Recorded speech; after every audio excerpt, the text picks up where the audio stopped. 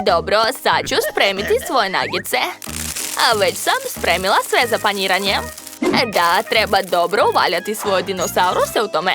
Stavljam nagice na papirić za pečenje i šaljem to sve u rernu. To je to. Ostalo je malo sačekati. Obavezno treba naviti sad da ne bih zaboravila. A sada mogu odspavati malo.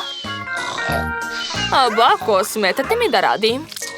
Ova piletina izgleda grozno. Ja ću spremiti neobične nagice. Takve još sigurno niko nije pravio. Imam divne kolače Mars. Joj, baš su ukusne, ali ne smem ih jesti. Dakle, prvo ih treba izmrviti, ovako.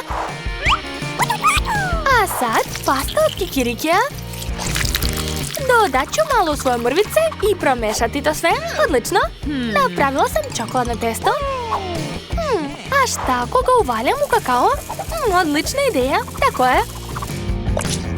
A sada to sve stavljam na tanjir i dodajem što više čokoladnog sirupa. To je to. Ej, bako, probudi se. Moraš da vidiš šta sam napravila. To liči na ugalj, ali vidi